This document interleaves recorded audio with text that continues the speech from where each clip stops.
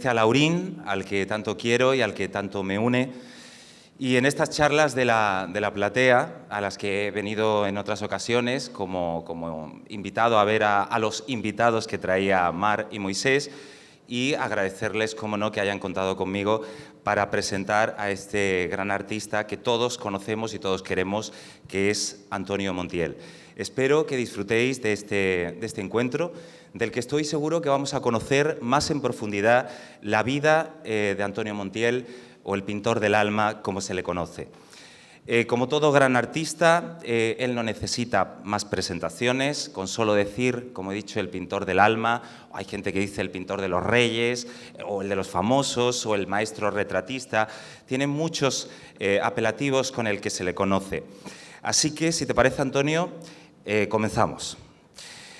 Pues ahora sí, para comenzar, para conocerte mejor, creo que es imprescindible conocer tus orígenes, tus inicios. Sabemos que naciste en Antequera, pero ¿en qué momento os venís a Málaga y en qué momento, que creo que con 4 añitos, empiezas a escribir y encuentras esa primera inspiración? No a escribir, a pintar. Pintar, perdón. A dibujar. Es que estabas hablando de ti. No, yo empecé más tarde. Yo empecé más tarde. Bueno, la verdad es que nací en Antequera, pero de una forma circunstancial. Porque mi padre es de Almojía, de donde hoy además yo tengo una casa que forma parte, es una casa de la familia, y mi madre de un pueblo que está muy cerquita llamado Villanueva de la Concepción. Ellos nacieron allí y mi padre tenía familia en Villanueva y entonces él se marchó muy joven. Se marchó a Madrid, pero vino en una de las ocasiones, vino a Villanueva y ahí fue donde conoció a mi madre. Entonces estuvieron muy poco tiempo de noviazgo, pero se ve que aquello debió de ser, pues bueno, un flechazo o yo qué sé, ¿no? Esas cosas de antes que había que casarse, ¿no? Y entonces, pues nada, se casaron, se fueron a Madrid. Y entonces, eso sí, ellos siempre venían a pasar las vacaciones tanto de verano como de Navidad, venían a Villanueva. Entonces, yo soy el segundo de 4 hermanos. En un 30 de agosto ellos estaban pasando las vacaciones aquí en Villanueva. Entonces, en vez de venir a Málaga, pues como parecía que ya la cosa venía rápida, pues fueron a Antequera, que estaba más cerca. Y así fue como yo vi la luz por vez primera en el Hospital San Juan de Dios de Antequera. Completamente circunstancial, claro. Circunstancial, porque además a los 15 días pues regresamos a Madrid. Yo viví mi primera infancia hasta los 6 años y medio en Madrid, eso sí, sin dejar de tener contacto continuamente con Málaga y sobre todo con Villanueva.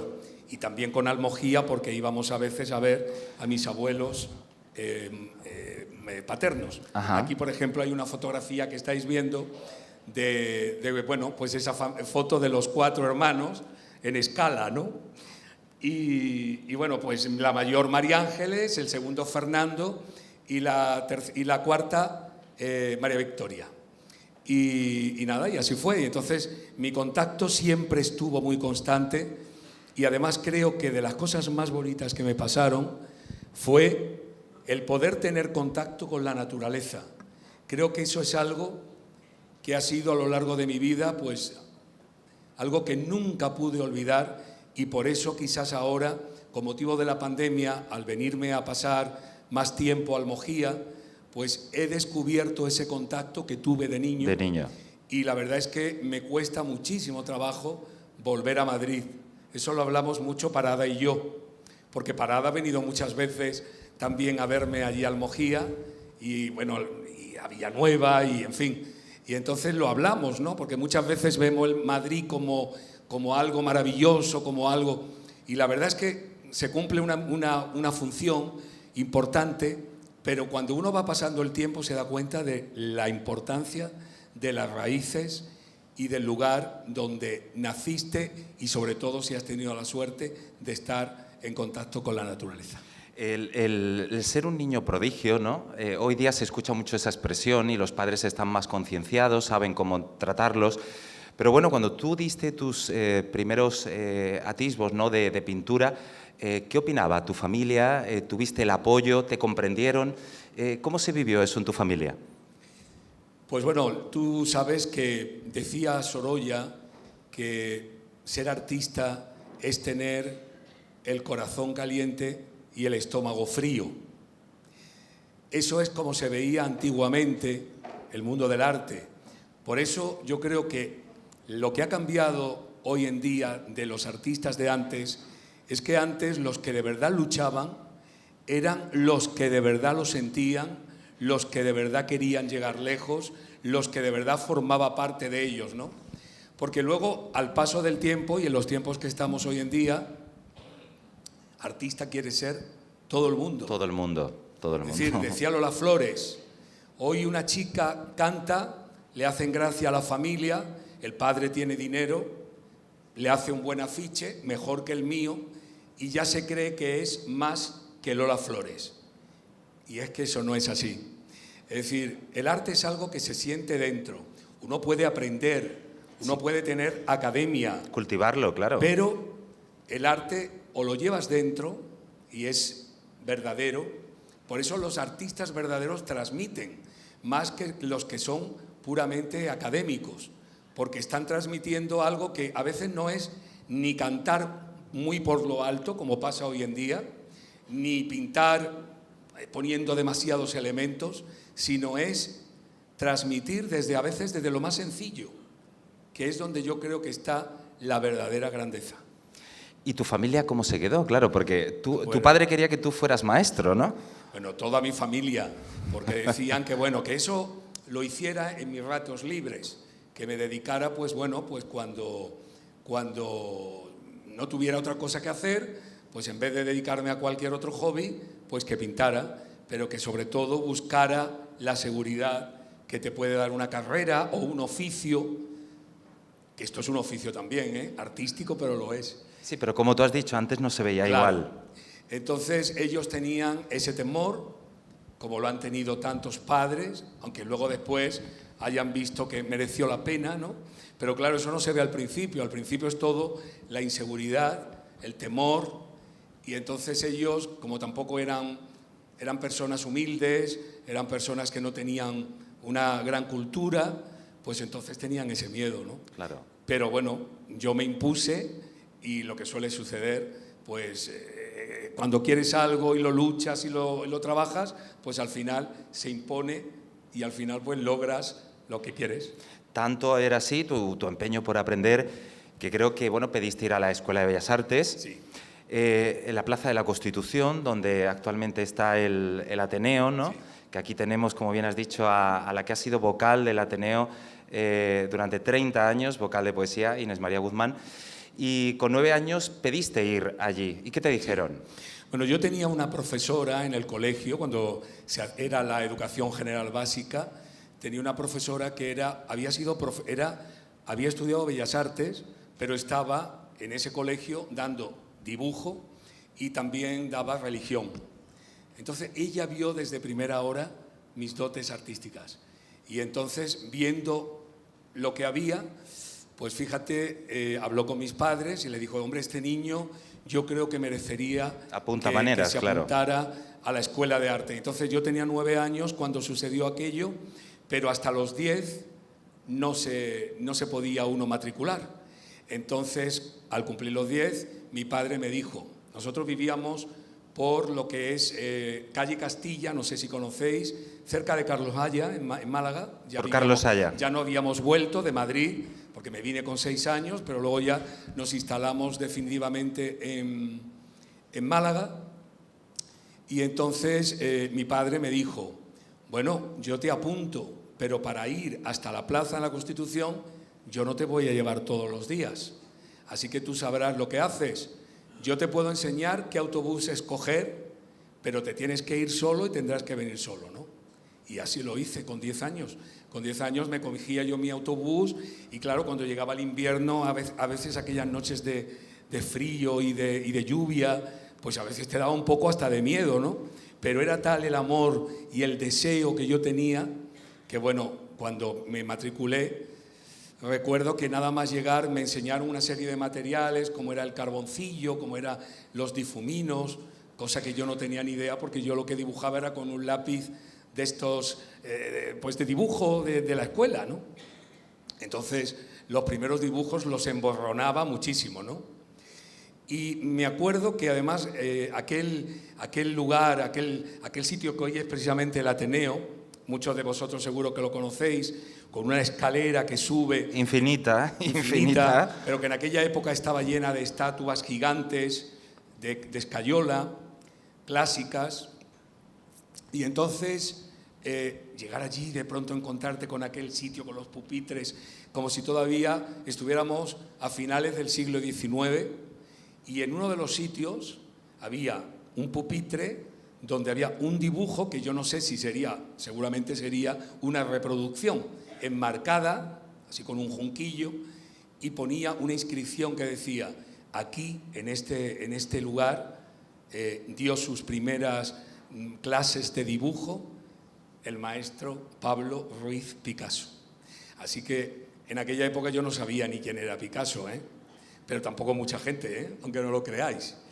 Y fue una etapa maravillosa porque al principio lo emborronaba todo, pero ya a los 2 meses pues fue increíble cómo fui progresando hasta el punto de que al año siguiente ya me pusieron en un sitio donde ya hacía estatuas grandes, donde otros tardaban muchos años en poder lograr... Eso te iba a preguntar. Cuando llegaste allí, empezaste las clases, cogiste el ritmo, vamos, al vuelo, ¿no? ¿Y qué te decían tus profesores de Bellas Artes? Bueno, ellos se quedaban sorprendidos. Se quedaban sorprendidos de la evolución, porque yo al principio casi tiro la toalla. Porque claro, era dibujar del natural, empezábamos haciendo pues unos rombos, unos cubos, para poder lograr esos relieves. Y entonces hacerlo con aquella técnica que además el carboncillo, sabéis que lo cogéis y os ponéis las manos negras antes que el cuadro. Claro. Entonces era muy complicado, pero enseguida le cogí el tranquillo y ahí empecé hasta que logré aquello. Sé que ahí tú ya pintabas a quien, bueno, se merece un parón en esta charla, y es Pepa Flores, ¿no? Esa musa tuya que ya dibujabas desde qué edad, bueno, ahora nos lo comentarás, y que ya incluso en Bellas Artes, cuando acababas tus tareas que te daban los profesores, te dejaban un poco que la pintases, ¿no? Sí. Cuéntanos qué es Marisol en tu vida, o qué fue en aquellos comienzos de tu trayectoria artística. Pues fíjate que, al contrario, como mucha gente se puede creer... Perdón, Antonio, aquí, a medida que vamos hablando, podéis ir viendo, en función de lo que vayamos conversando. Imágenes de más mayor, ¿no? Sí, sí, sí. Pero, al contrario que mucha gente puede pensar, cuando yo me fijo en Marisol, porque además era Marisol y para mí siempre fue Marisol, porque cuando yo la conocí, como casi todos ustedes, era Marisol, no Pepa Flores, sino Marisol. Entonces, mi padre trae un buen día un lote de revistas atrasadas de una emisora que había en Madrid, llamada Radio Centro, y aquellas revistas, seguro Parada las recuerda, Car se llamaban. Entonces venían portadas pues, de personajes de la época. Entonces, en una de ellas, de pronto un rostro de una chica que tendría entonces unos 19 años, con una expresión, no la que podría un niño fijarse, porque era esa alegría que luego después se ha podido ver en esa Marisol niña adolescente, sino era una expresión casi melancólica, como triste incluso, podría decir, ojerosa, porque siempre tuvo una ligera tendencia ya desde muy jovencita a tener unas bolsitas. Y entonces me impactó de tal manera que entonces yo de aquel lote lo que hice fue apartarla, y entonces en una libreta que me había comprado mi madre para mis primeros dibujos y aquellos rotuladores que te echaban por la época de los Reyes o tu cumpleaños, pues empecé a intentar copiar aquella cara, sin saber de quién se trataba. Entonces, cuando fue pasando el tiempo, fue cuando mi madre me fue contando quién era aquella cara. Y cuando empecé a hacer aquellos dibujos ya casi me la aprendí de memoria, hasta el punto de que cuando llegaban familiares, amigos, vecinos, mi madre le mostraba el dibujo y la gente decía, pero esta no es Marisol. Claro, la identificaban claramente. Pero inmediatamente, ¿no? Y entonces poco a poco ella me fue contando y eso me fue haciendo que cada vez tuviera mayor interés. Tanto es así que, bueno, que yo lo que más quería del mundo era que no me importaban ni los juguetes ni nada. Yo lo que quería era que me trajeran revistas donde viniera Marisol, antes de incluso de verla en televisión en movimiento. Entonces me ponía malo, venía mi abuela a mi casa, ay, ¿qué quieres que te traiga? Tal. Revistas de Marisol. Ve al kiosco, ¿quieres un pastelito? ¿Quieres un...? No, ¿qué quieres? Ve al kiosco y pídele a ver si hay una revista que venga Marisol. Y la pobre de mi abuela con el kiosquero allí mirando página por página. Y claro, los artistas no salen toda la semana en las revistas, ¿no? Y así fue hasta que se convirtió prácticamente casi en una obsesión de que era una constante, ¿no? A lo mejor incluso hasta pintaba a otra gente y se parecían a Marisol. Pero a tal llegó esa obsesión por conocerla ya, porque claro, ya la tenías tan dibujada, tan estudiada, que querías conocerla. Sí. ¿Y qué pasó? Que creo que esa es la anécdota más hermosa que puede contar ya una persona adulta de un niño. ¿Qué pasó cuando tenías 14 años y tú querías ir a conocer a Marisol? Y se lo dices a tu padre, además. Claro. Bueno, yo ya llevaba mucho tiempo queriendo conocerla. Es que en el fondo yo pensaba que aquel rostro, que ya luego incluso ya llegué a ver en televisión, porque estamos hablando de la edad de 14 años, pero yo ya, mucho antes, pues ya la había visto en televisión. Además recuerdo un ciclo que pusieron en la primera cadena, una cosa que se llamaba Revival, y eran 4 películas de Marisol donde ella incluso habló previamente a la película. Entonces yo era una obsesión tan grande que me apetecía muchísimo pues conocerla personalmente, porque en el fondo creía que esa cara no podía existir en la realidad. Entonces le pedí a mi padre, ella ya vivía apartada en aquel tiempo del mundo artístico, aunque todavía hizo algunas cosas, es decir, continuó con la carrera, pero muy esporádicamente.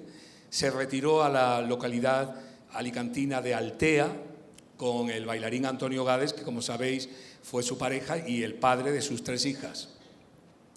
Y entonces yo le pedí a mi padre, por favor, llévame a ver a Marisol. Y mi padre, anda, niño, pero ¿cómo te voy a llevar a ver a Marisol? Pero si te va a dar con la puerta en las narices. Claro. Y claro, entonces él me quitaba las ganas y me decía que él no hacía este viaje desde Málaga hasta Altea. Entonces, por medio de una chica que conocí a través de Radio Juventud, pues ella me dijo, mira, yo voy a ir hasta Alicante. Pues tú te vienes conmigo en el autobús y luego hasta Altea, desde Alicante a Altea son 100 kilómetros más. Bueno, pues lo haces y ya por fin la ves.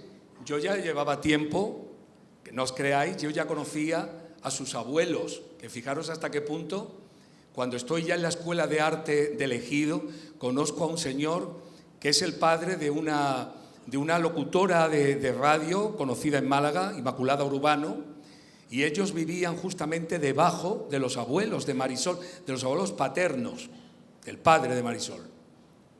Y entonces yo hice en aquella época, estando con el profesor don Luis Bono, que fue un pintor importante en su época y era profesor de la escuela, el famoso desnudo de aquella revista Interview, donde apareció Marisol desnuda, ¿no? Entonces él me dijo, te voy a llevar a conocer a los abuelos de Marisol. Y hice tanta amistad con ellos que hasta incluso, le contaba Antonio, me pagaban hasta el autobús para que fuera a verlos. A visitarlos. A visitarlos, ¿no? Que vivían por la zona del canódromo de Ciudad Jardín. Entonces, ellos me decían, hombre, a nosotros nos encantaría que la conocieras, pero es que la Pepi cuando viene es que no para, está muy poco tiempo, viene a ver a la madre, a nosotros casi tampoco nos ve mucho y la verdad que no sabemos cómo poder ayudarte. Entonces yo logro el teléfono de Marisol en Altea y de llamar hice amistad telefónica con una niñera que ella tenía en aquella época de sus 2 primeras hijas, que se llamaba Paquita. Ya tenía ella sus 2 niñas, sí, ya tenía, ¿no? sus 2 primeras hijas, María y Tamara. Y entonces, pues, ella me dijo, mira, lo que tienes que hacer es, vienes a Altea y aquí seguro que la pillas. Pero no es que me dijo, vente que yo te la presento, sino, vente que seguro que aquí la vas a coger. Y entonces nada, pues con el sueño de un niño de esa edad, pues una noche de verano, porque ese autobús salía a las 11 de la noche, con el plantón que además me dio aquella chica que me había animado a ir, yo me había comprado ya mi billete, y entonces, cuando llegó el momento y no aparecía, yo tenía que decidir si perdía el billete o me lanzaba. Y me lancé. Y te lanzaste. Me lancé, y toda la noche de viaje, hasta llegar primero a Alicante, luego a Altea, y cuando llegué a Altea y allá a su casa no me lo podía creer porque yo había visto ya la fachada de su casa en alguna revista. Entonces yo digo, Dios mío, ahora cuando toque, como salga, ¿qué hago? Y con un miedo tremendo toqué, y ¿quién me iba a decir a mí que hasta las 6 de la tarde de aquel día, después de un montón de veces insistiendo, llamando, porque todo eran negativas, no está, ha salido, tal, no sé qué, no sé cuánto, es decir, que incluso logro ver a la niñera y la niñera, no, es que está en el puerto, es que no sé cuánto, no sé a qué hora vendrá. Y claro, yo ya buscando pensión, yo con muy poco dinero, asustado porque no era un niño tampoco de estos aventureros ni callejeros, los hoteles en plena época de verano atestados, y entonces yo pues dije, ¿qué hago? Pues yo no me voy a mi casa porque no le voy a dar además el gusto a mi familia de que me venga con el rabo entre las piernas. Claro. Entonces no tengo que verla como sea. Así que yo estaba ya dispuesto hasta a dormir en la playa. Pero ya después de tanta insistencia, pues, y yo ya sin comer, de no haber dormido toda la noche por el temor, por la cosa, por la emoción, me senté en el escalón de su casa y me puse a llorar porque veía que llegaba el momento y no estaba, no la iba a ver. Y entonces, por fin, pasó un ángel, como suele pasar muchas veces. Pasó un ángel y de pronto...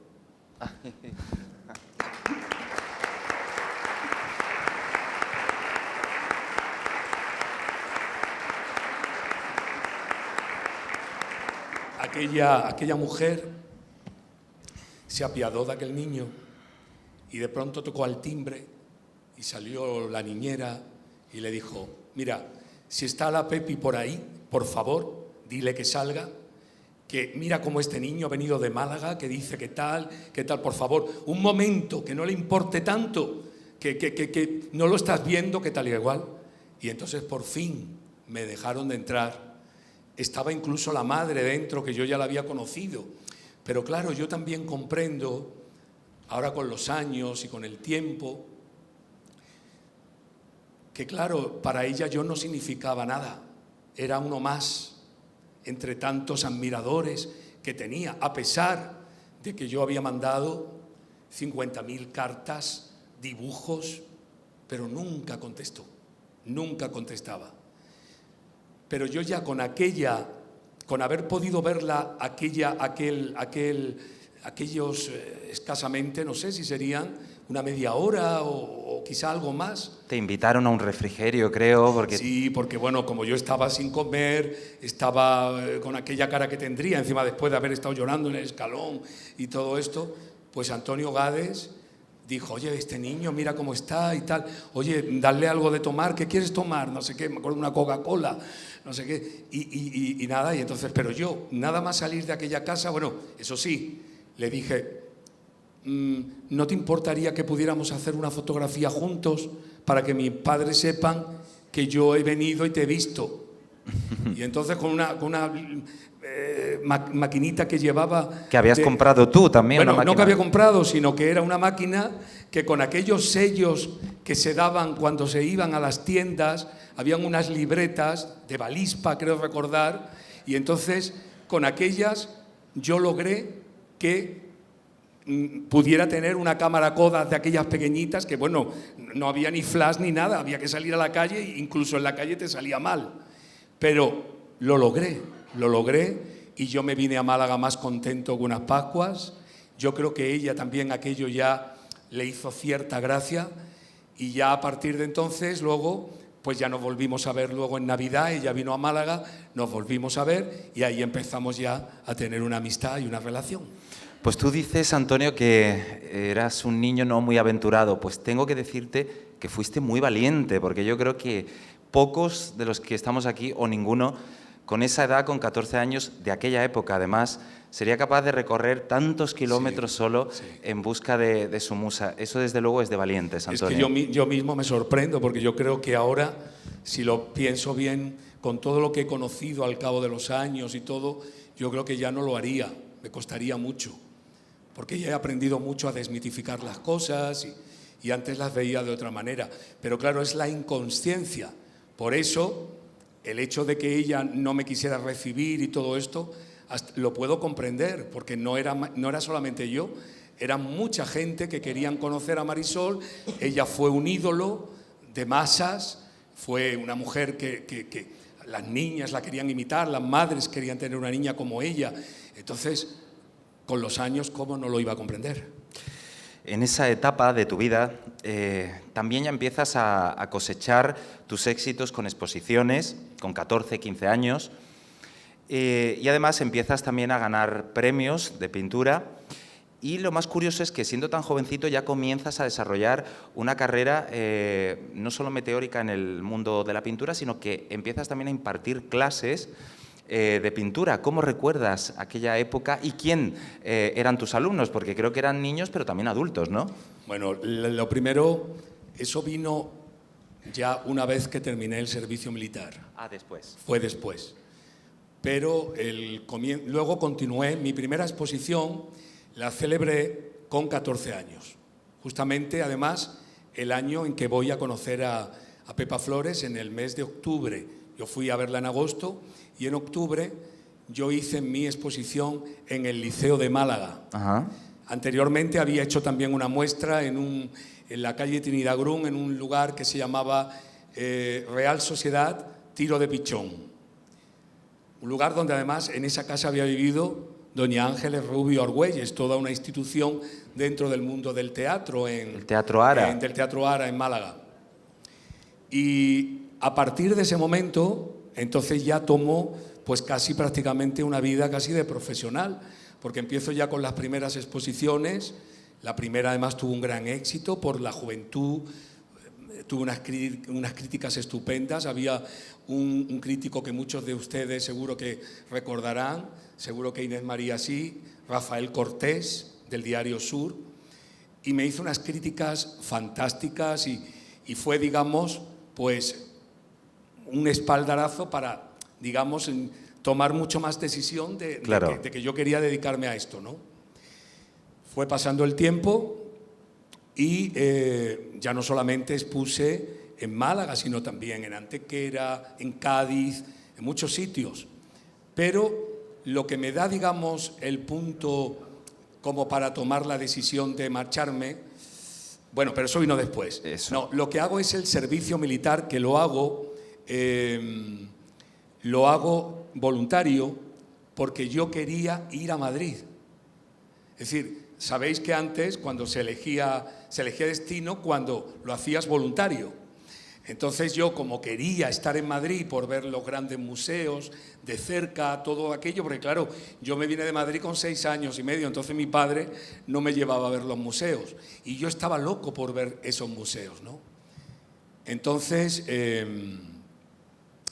cuando hago el servicio militar, ya en Madrid, pues así como la mayoría de los soldados, cuando le daban la oportunidad de volverse a su tierra, aunque fuera un fin de semana, se iban. Yo lo que hacía era quedarme en Madrid, en una pensión, pero eso sí, me iba a ver teatro al Gallinero, pero me iba a ver museos, y todo aquello lo viví con un entusiasmo increíble, a pesar de que no conocía a nadie. Y además yo solo en Madrid, es decir, sin conocer absolutamente a nadie. Eso te iba a preguntar, ¿en Madrid estabas solo? Solo. Porque luego sé que conociste a... Solo incluso hasta en las pensiones, en algunas pensiones, compartiendo habitación con 2 personas más, ¿eh? No solo cuarto de baño, sino con 2 personas más. Pero claro, es que no había dinero. Y yo hacía también mis primeros encarguitos, porque con el dinero que me fui a Altea, no creáis que lo hice porque mi madre, mi familia me lo pagó, sino fue con los primeros encargos que yo iba haciendo y lo ahorraba para comprar cosas de pintura, así fue como me logré el billete, con lo cual imaginaros como para tener dinero para un hotel en Altea. Claro. Entonces, en Madrid, pero eso sí, yo aprovechaba Madrid para ir a conocer todo aquello en una época en que Madrid para mí era un sueño. Parada y yo lo hablamos muchas veces. Hemos vivido una etapa fantástica, cosa que las cosas han cambiado hoy ya muchísimo. Pero en aquella época era la época del entusiasmo, no sé, se iba la gente de Málaga, actores, pintores. Yo recuerdo que conocí a Antonio Banderas antes de irme definitivamente a Madrid, en Málaga. Y luego después nos vimos en Madrid y coincidíamos hasta en el mismo gimnasio y hablábamos de Málaga, de la Semana Santa, todas esas cosas. Pero Madrid era la meta, el sueño. Hoy ya Málaga se ha convertido en una gran ciudad, puedes estar aquí, desde aquí, proyectarte, pero antes no. Antes no. Madrid era el sueño de todo artista que quería lograr algo importante y por eso me fui. Cuando hago el servicio militar, pues ya os imaginaros que lo único que hice fue pintar, porque hasta incluso en la instrucción, cuando se enteran de mi talento artístico, pues entonces nada, me cogen por banda los militares y me dediqué a pintar. Tanto es así que cuando tuve que jurar bandera, pues me metieron entre medio de los soldados. Aquella tarde antes me dieron ciertas nociones para que no hacer el ridículo y que se notara mucho, porque si ellos hubiesen podido, seguramente pues ni siquiera lo habría tenido que hacer, pero había que hacerlo. Y entonces me dediqué sobre todo a pintar, y cuando luego ya, eso fue en el periodo de instrucción. Era además a las afueras, era en Boadilla del Monte. Pero cuando ya me dan el destino y sigo pintando, le pongo una condición a los militares, y es que me dejen ir todas las tardes. Yo pinto todo lo que ustedes quieran. Incluso a los fines de semana yo iba a casa de ellos y pintaba a las mujeres, a sus hijos. Digo, pero todas las tardes, por favor, yo quiero ir al Círculo de Bellas Artes de Madrid a pintar. Y me iba todas las tardes a pintar desnudo del natural. Y aquella época, increíble para mí, maravillosa. Bueno, el hecho de, con esa edad ya, en Madrid, en ese Madrid que comentas, encontrarte de frente con un Goya, con un Velázquez, eso supongo que para ti sería algo maravilloso, ¿no? Maravilloso. Ahí ya tenías claro quién iban a ser tus referentes artísticos. Ahí lo descubrí, porque veréis, cuando yo entro primeramente en dibujo, primero en la escuela, en la Plaza de la Constitución, luego ya en el Ejido, que era ya pues un peldaño superior. Entonces mi ilusión era ya entrar en la pintura, pero claro, las clases de pintura, que entonces las llevaba un pintor de Málaga maravilloso, sobre todo un pintor que yo he descubierto al cabo de los años, al que le tengo un cariño y un respeto increíble, Pablo García Rizo. Y entonces él daba las clases de pintura y yo iba pues cada tarde para ver a los demás alumnos viendo cómo pintaban y tal. Y entonces yo le preguntaba, don Pablo, ¿cuándo voy a poder venir? Y dice, tú sigue todavía en el dibujo y tal, que ya habrá tiempo. Pero yo estaba loco por pintar, ¿eh? Era una cosa tremenda. Y claro, yo veía a don Pablo que a veces tenía pues, alumnos y alumnas. Muchas de los alumnos a veces veía que iban un poco pero por pasar el rato, pero sin verdadero interés. Y entonces yo iba cada tarde y pasaba el tiempo y no, hasta que un día me planté y le dije: don Pablo, ¿usted qué quiere que yo le regale para que usted me deje venir? Y entonces a él le hizo gracia aquello, ese atrevimiento, y me dejó ir, ¿no? Y con don Pablo descubrí cosas increíbles que en aquel momento no supe valorar. Porque como un niño buscaba pues lo efectista, los blancos. Muchas veces yo me acuerdo de una exposición que vino a Málaga de Rebello de Toro, donde yo veía aquellos blancos prácticamente sacados del tubo, ¡pum!, con unas pinceladas sueltas. Y claro, yo quería ser aquello. Y yo iba y pintaba una vasija de cristal y el brillo, ¡pum!, el blanco. Y venía don Pablo y me decía: Montiel, ese blanco, eso está muy duro. Y yo le decía: don Pablo, pero yo veo ese blanco así.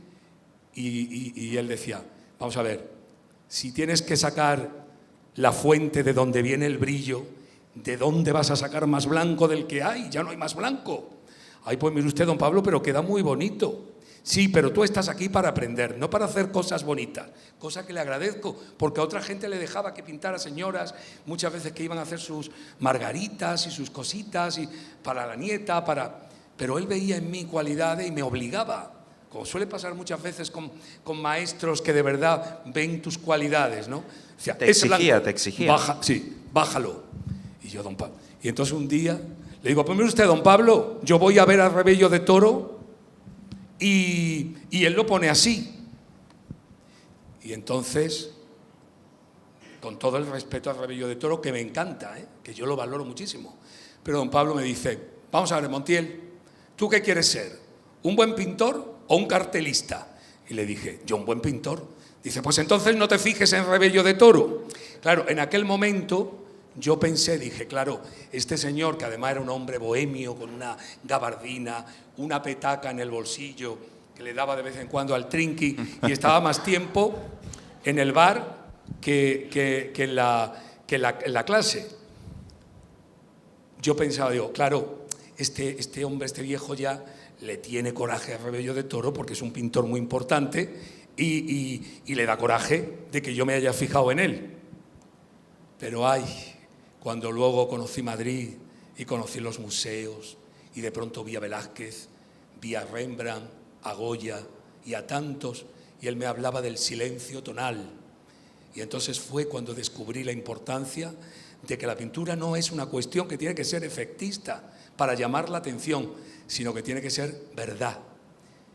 Y eso es lo que yo he pretendido siempre, seguir con la verdad de que he tenido mis etapas donde he querido, porque la oficialidad sabéis que apoya mucho lo que es la vanguardia. Y claro, la vanguardia es el arte moderno. Y yo no estoy en contra del arte moderno, para nada. Pero sí estoy en contra de las tomaduras de pelo.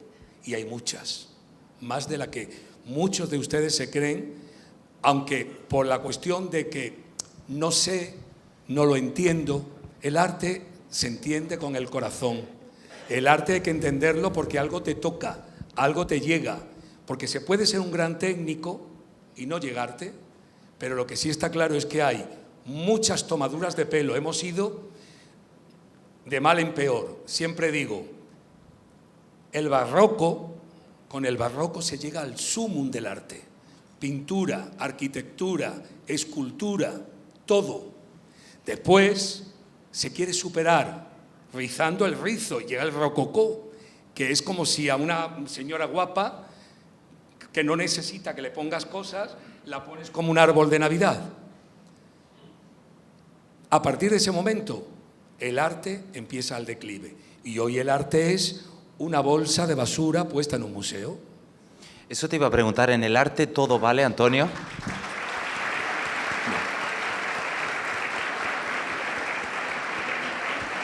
Estamos muy acomplejados. El problema muchas veces del ser humano es que nos basamos en querer hacer lo que hace la gran mayoría y no pensamos por nosotros mismos. Entonces, que ahora se lleva el corte de pelo, aunque sea feo, totalmente rapado y tal, bueno, pues lo pone un futbolista y ya lo ponemos de moda. Y hay que ser eso, ¿no? Pero eso es una moda. Hay otras cosas que son incuestionables. Hay pintores que son incuestionables. Miró puede ser cuestionable, Velázquez no.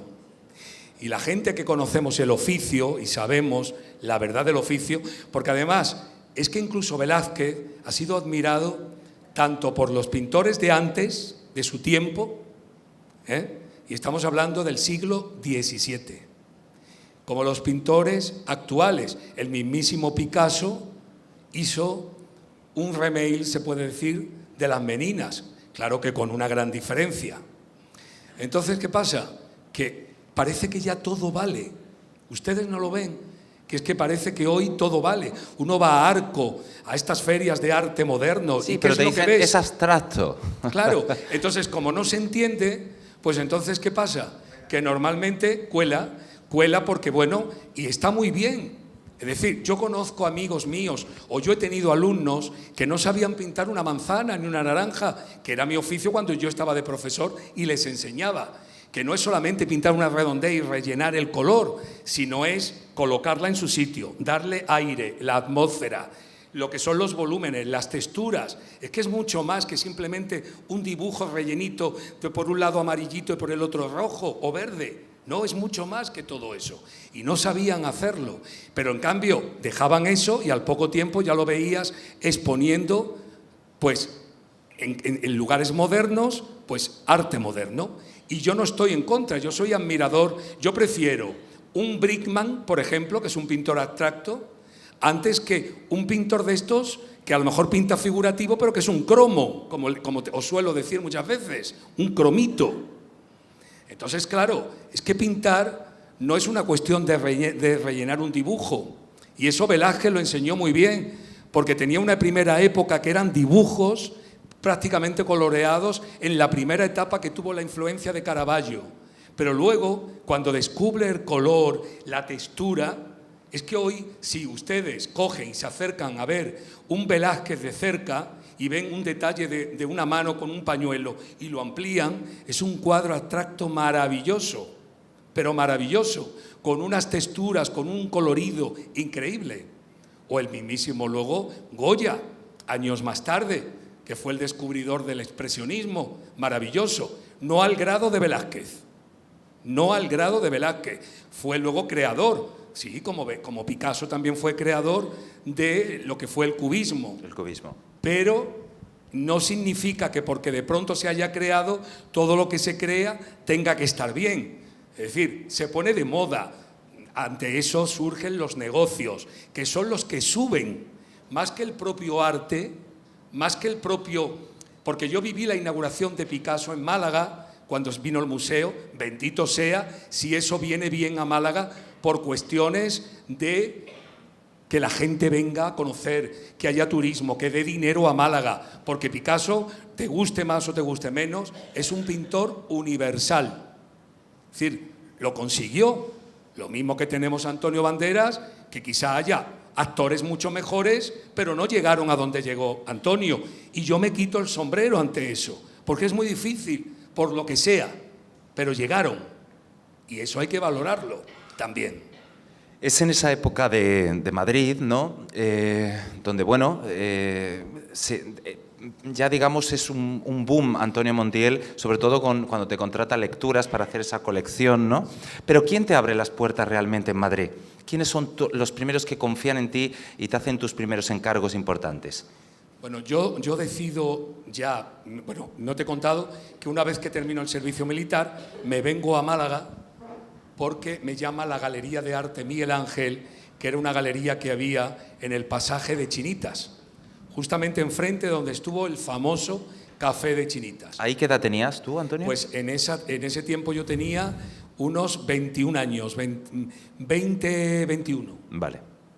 Y entonces me vengo y durante un tiempo me contratan como profesor de la galería en la parte alta donde había una academia. Y luego monto yo mi propia academia. Después estuve un tiempo incluso con Benedicto, el galerista que todavía sigue manteniendo la galería en Calle Granada. Pero yo en Calle Granada, un poquito más adelante, donde no era peatonal, donde era peatonal antes, monto una propia academia. Y ahí pues estoy un tiempo, pero yo pienso, si me quedo aquí con esta edad, me voy a apoltronar. Si no me voy, después me va a costar más trabajo. Y entonces, a la aventura, decido vender todos los caballetes que había comprado, todo lo que había para montar la academia, y me voy a Madrid. Pero me voy porque el año antes, año 85, tengo el honor de ganar el concurso de carteles de la Feria de Málaga, que para mí eso fue un gran espaldarazo y me animó muchísimo porque en aquel momento subía la cuantía del premio, se presentaron hasta profesores míos de la Escuela de Arte en publicidad y se presentó muchísima gente, grandes artistas de Málaga, y lo gané. Y eso me dio un impulso tremendo. En el año 85. 85. Y entonces ya en febrero del año 86 hago en Málaga ya mi última exposición de aquel momento. Que Aquí tenemos el cartel. Ese fue. Además, con un estilo que no era lo que yo hacía, pero que nos exigían dentro de las normas, que era 6 colores en tintas planas, que era algo nuevo para mí, que yo no lo había hecho nunca. Pero con este cartel gané el concurso de la feria. Y luego ya el año siguiente celebro una exposición en la Plaza de la Constitución, en la Sociedad Económica Amigos del País, llamada Homenaje a Mujeres Malagueñas, donde había retratos de personalidades como doña Ángeles Rubio Argüelles, Maripepa Estrada, Pepa Flores, María Victoria Atencia, La Paula, la Majaraní de Capurtala, mucha gente que Málaga ha tenido y que han sido grandes mujeres y personajes. ¿Y en Madrid quién te abre las puertas? Bien. Bueno, llego a Madrid y bueno, pues ya empecé a llamar a algunas puertas, a galerías, y una de las personas a las que llamo es al pintor beleño Evaristo Guerra, que yo ya lo había conocido en Málaga y me dijo, si vas por Madrid, llámame. Entonces le llamé y bueno, él pues hizo lo que pudo, porque claro, cuando no eres conocido, aunque te intentes recomendar, es muy complicado, ¿no? Pero tengo la suerte de conocer a un señor que era actor, que además era vizconde de Astorga, que había trabajado con Buñuel en películas como La Vaquilla, haciendo El Pater, o Viridiana, muchas películas con Berlanga, y entonces él conocía a una asociación denominada Los Hidalgos a Fuero de España, que era una asociación de aristócratas. Estaban haciendo la colección de los presidentes de diferentes tiempos, por fotos, porque ya la mayoría habían muerto, ¿no? Y entonces me dan la oportunidad de poder retratar a uno de ellos. Y fíjate que fue una gran sorpresa, porque cuando lo ven que la calidad es como mucho más superior a todo lo que habían hecho los demás. Y te piden que pintes todos. Y entonces me piden que vuelva a repetir la colección completa que incluso habían hecho otros pintores. Y entonces eso, pues, no sabéis el descanso, porque claro, había que pagar todos los meses, pues había que pagar el alquiler, porque yo en principio me fui a Madrid, también me animó mucho el hecho de que tenía 2 amistades, que era un chico que quería ser cantante y una chica que quería estudiar fotografía. Entonces, entre los 3 alquilamos un piso en la Puerta de Toledo, pero ellos duraron muy poco tiempo.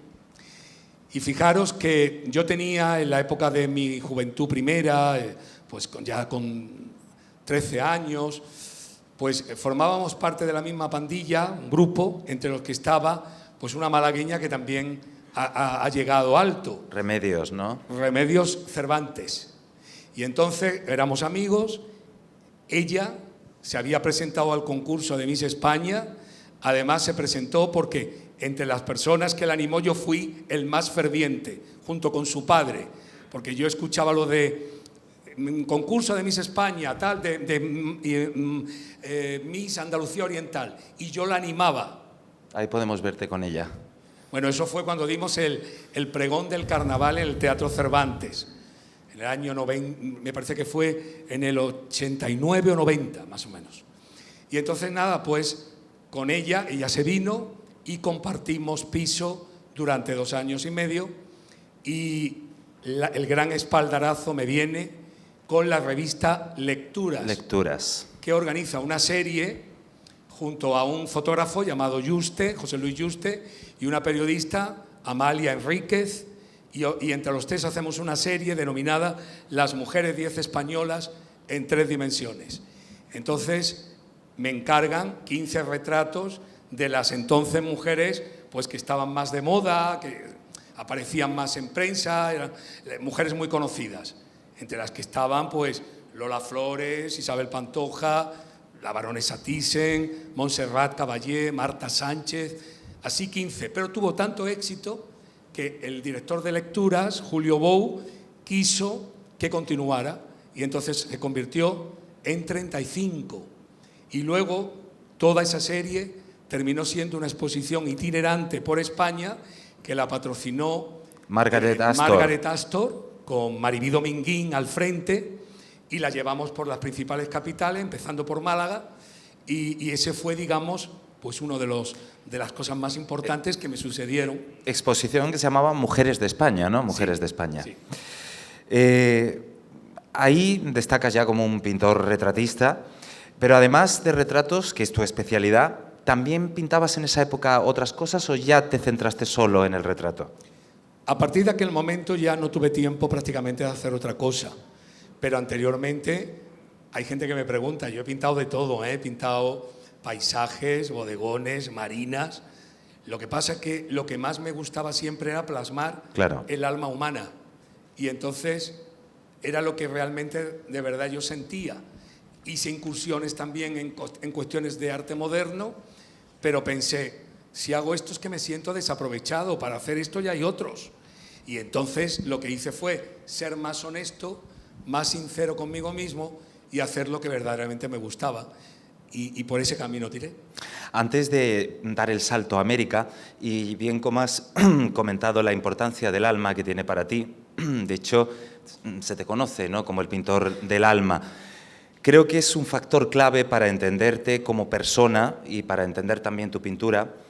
El alma, la espiritualidad, la trascendencia, el yo interior. Sé que has sido un gran buscador de Dios, llamémoslo así, de la fuente, de lo espiritual. Y para ello te has sumergido en el conocimiento de otras doctrinas y religiones hasta encontrarte de nuevo en el cristianismo. Háblanos, que para mí es muy importante y creo que para todo el mundo, y más en estos tiempos que corren, de ese periplo espiritual y a qué conclusión has llegado, Antonio. Bueno, cuando yo tenía pues 10, 11 años, mientras otros niños se preocupaban de ganar un partido de fútbol, un juego de bolas, pues lo típico de entonces, que eran los juegos que teníamos. No había móviles, no había la PlayStation y todas estas cosas, y era lo que se jugaba. Yo ya entonces me cuestionaba la vida y me preguntaba por qué hay niños ricos, pobres, por qué unos vienen enfermos, por qué otros en otros países han nacido en sitios donde lo pasan fatal. Y eso eran preguntas que yo les preguntaba a mis profesores de religión a lo largo de mi vida, es decir, a los que tenía en aquellos momentos. Entonces, ellos siempre me decían, tú apréndete el catecismo y si puedes de memoria y déjate de cuestionarte esas cosas. Ellos querían, ¿quién es Dios? Dios es nuestro Señor, tal, creador del mundo y del universo, tal. Pero yo no lo hacía por crearles a ellos problemas, sino porque yo estaba verdaderamente interesado. Entonces, con la edad de 10 años, no es algo que he contado nunca públicamente, lo conté en televisión. Y además me costó en aquel momento, porque no es algo que normalmente la gente cuando habla de estas cosas, pues a veces se toma a la gente por loca o por invención. Ustedes saben, ¿no? Yo tuve una experiencia cuando tenía 10 años, una noche, que la conté en el programa de Iker Jiménez, porque le llega a él a través de, fijaros, a través de una amiga a la que se lo cuento. Conocía a alguien que conocía a Iker y de pronto eso llega a Iker Jiménez. Y él sabía quién era yo y le interesó tanto que me llamó por teléfono y me dijo: Antonio, quiero que me cuentes esa experiencia. Y la experiencia es que una noche había venido una tía mía del pueblo de Villanueva, una tía soltera que teníamos entonces, y que como éramos 4 hermanos con unas edades muy cercanas, pues ella a veces venía y ayudaba a mi madre a llevar a los niños para adelante y la casa y esas cosas, ¿no? Y entonces recuerdo que aquella primera noche que ella viene, a mí me instalan en un mueble cama en la habitación donde veíamos la televisión. Y ella ocupaba mi cama, que era más grande y yo era más pequeño. Entonces, de pronto, ellos me pasaban de mi cama al mueble cama, porque yo me dormía antes, y de pronto me despierto viendo en el pasillo, había en la parte de la trasera, yo notaba una luz encendida, que era como la luz del pasillo que se lo hubiesen dejado encendida.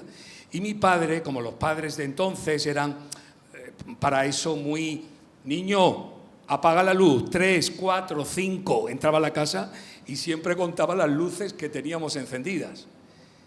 Entonces yo empecé a tener como sentimiento de culpabilidad porque me hacía el remolón, no me quería mover y no escuchaba ruido. Mi padre se levantaba temprano y a veces se le escuchaba con la cucharilla mover el café, pero yo no escuchaba nada, digo, se ha dejado la luz encendida. Entonces, pues ya con ese sentimiento de culpabilidad me levanté y cuando me incorporo, de pronto no era la luz del pasillo. Había justamente, imaginaros, que aquí está la pared y ahí está la puerta donde iba al pasillo y daba a la cocina. Entonces yo me levanto, me incorporo y de pronto, cuando miro, no veo la luz del pasillo, sino veo una silueta, como si fuera una persona a la que no se le veía la cara, luminosa, que estaba parada ahí. Y cuando yo veo aquello, lo primero que se me ocurre es volverme a meter en la cama y taparme la cabeza. Y cuando de pronto bajo aquello, me encuentro que aquello ya no estaba detrás, andaba por la habitación. Andaba por la habitación. Hasta el punto de que cuando incluso pasaba por donde estaba la televisión se encendía. Se encendía como cuando la apagabas y quedaba aquello que era la niebla, sí, que le llamaban. Sí, sí. Bueno, pues entonces, claro, y aquello duró mucho. Y de hecho, además, cuando yo me destapaba, aquello venía hacia mí y yo me volvía a tapar. Y cuando me destapaba, una de las veces lo tenía encima. Es decir, que es que lo vi con tal claridad que les puedo jurar que les estoy diciendo absolutamente la verdad, que me muera ahora mismo si no es verdad lo que les estoy contando.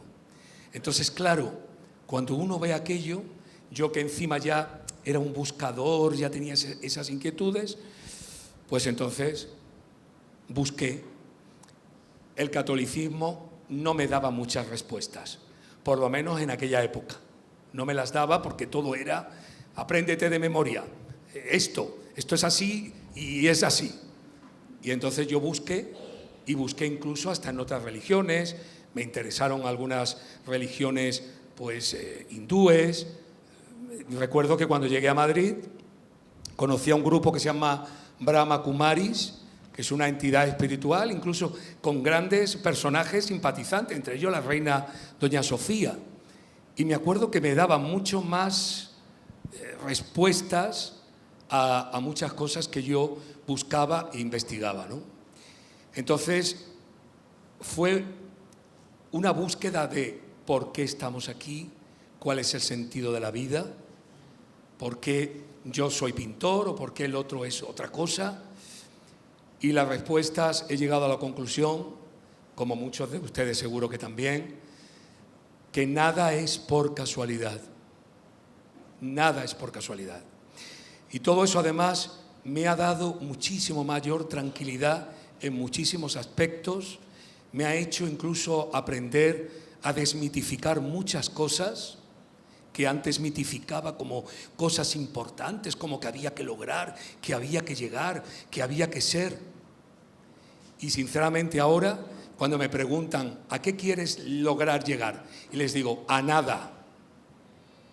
Simplemente a nada, porque no hay nada más hermoso que simplemente la quietud de ver una puesta de sol, un paisaje, una cara, tantas cosas. Y no esa búsqueda de... Porque en el fondo todo lo que prima en la vida es el ego. Es una cuestión del ego. Es que es como, por ejemplo, las cofradías, que en el fondo están más basadas en el ego que en el amor a las imágenes. O no a las imágenes, sino al amor a Dios o a Cristo. Es mi Cristo, mi Virgen, mi. Hay cantidad de asociaciones donde se hacen cada vez más para ser presidente, para ser vicepresidente, para hacer no sé qué, para hacer no sé cuánto. Y es que en el fondo decía un refrán que leí que era: hay que ser menos para ser con más detalle. Y eso es lo importante, eso es lo importante. Por eso yo ya no busqué tanto el querer ni innovar, ni crear, es que no me apetece absolutamente nada de todo eso. ¿Por qué? Porque lo que yo hago me gusta. Es como, por ejemplo, cuando estamos perdiendo tanto la identidad que cuando incluso en las propias ciudades se va a los centros históricos y tú dices, vamos a ver, yo estoy queriendo encontrar un centro histórico antiguo. No que de pronto me pongan una escultura que parece un andamio y que está en una plaza del siglo XIX. Eso es una falta de respeto. Es una falta de respeto haber quitado la Coracha en Málaga. Totalmente. Es una falta de consideración a nuestra historia. Es que es así. Porque todo eso forma parte de nuestra vida. Lo que pasa es que hay que dejar el sello. Los políticos quieren dejar su sello. Es que esto lo hice en mi época, en mi tiempo. No, señor, hay que respetar la historia, hay que respetarla. Bien dicho. Es que es así.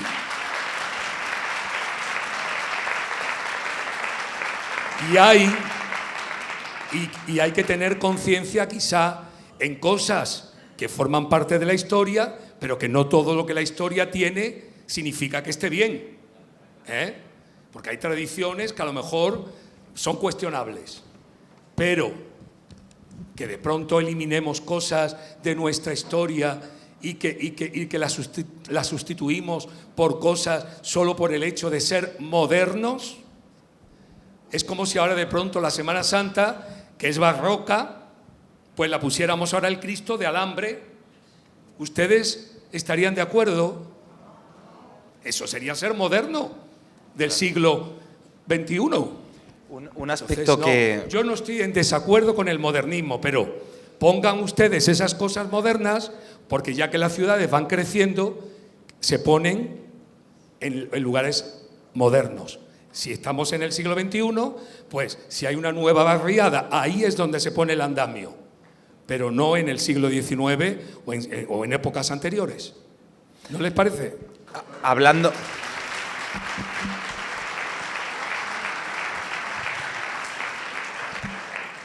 de cofradías y que las has mencionado y del mundo clerical, dentro de esa trayectoria tuya y tu vinculación tanto artística con las cofradías, con el mundo sacro, ¿no? Que tanto te requieren para sus carteles, sus estandartes, sus pregones. De hecho, aquí tenemos, ahora podemos ver algunas imágenes. Mi pregunta es, ¿eres consciente del legado tan importante que estás dejando? Lo digo porque eres el pintor más solicitado en Semana Santa y va a llegar un punto donde todas las cofradías, al menos las de Málaga, van a tener el sello personal de Montiel. ¿Aceptas todos los encargos o exiges algún requisito para pintar el arte cofrade? No, lo único que exijo es poder tener tiempo, porque siempre tengo esa disposición y además me encanta, ¿no? Me encanta contribuir con la cultura, me encanta contribuir con lo que forma parte de mi tierra. Es decir, la Semana Santa me parece que también, independientemente de las cuestiones y de las creencias que tenga cada cual, me parece que es algo que favorece, que no hace ningún mal, que además es el arte en la calle. Sí. Entonces, estoy siempre abierto a todas esas cosas. Y ahora viene una pregunta. Has pintado, bueno, desde el cautivo, la expiración, aquí tengo anotado de la Semana Santa de Marbella, muchísimos, pero conociendo ese mundo, Antonio, y siendo tan espiritual como eres, ¿qué nos puedes decir de la Iglesia como constitución, como institución en sí? Pero quiero matizar más. ¿Crees que ese personaje, ¿no?, Jesús de Nazaret, del que hemos hablado en alguna ocasión y que es innegable que existió y que inició esa evangelización, ¿crees que estaría de acuerdo con esa concepción de la Iglesia que tiene, de las cofradías? ¿Crees que debe modernizarse la Iglesia? ¿Qué crees? ¿Qué cambios crees que necesita la Iglesia? Bueno, yo creo que las iglesias es algo que está creado por el hombre. Son creaciones del hombre. Tanto la Iglesia Católica como cualquier otra. El personaje que se toma como referencia es la figura de Jesús de Nazaret, que me parece un ejemplo maravilloso si se siguiera realmente a lo que fue y a lo que nos cuentan además. La propia Iglesia nos cuenta cómo fue. Cosa distinta es lo que luego la propia Iglesia puede hacer. De la Iglesia Católica a mí me encanta que por lo menos ha sido una gran amante del arte y tenemos la suerte hoy en día de que precisamente gracias a ella pues podemos visitar lugares como el Vaticano, donde vemos pues pinturas maravillosas como las de Miguel Ángel.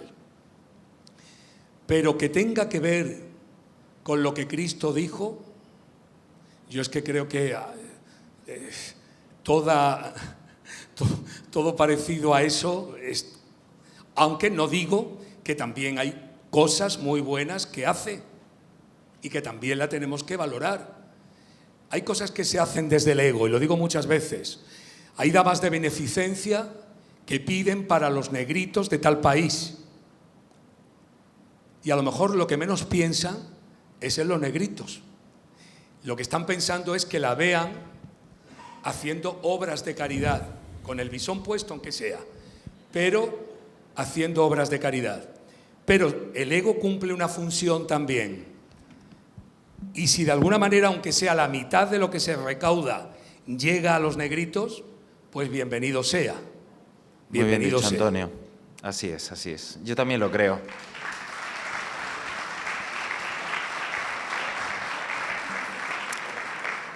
Hablando de egos, quería preguntarte una cosita. Bueno, sabemos que has pintado, por eso he dicho al comienzo que muchos te dicen el pintor de los reyes, ¿no? Has pintado a la reina Sofía, al rey Juan Carlos, al rey Felipe, a la infanta Cristina, a la reina de Inglaterra, a la princesa de Tracia. Bueno, yo ya pierdo la cuenta, ¿no? A la duquesa de Alba, aristócratas ingleses y a decenas y decenas de personajes mediáticos.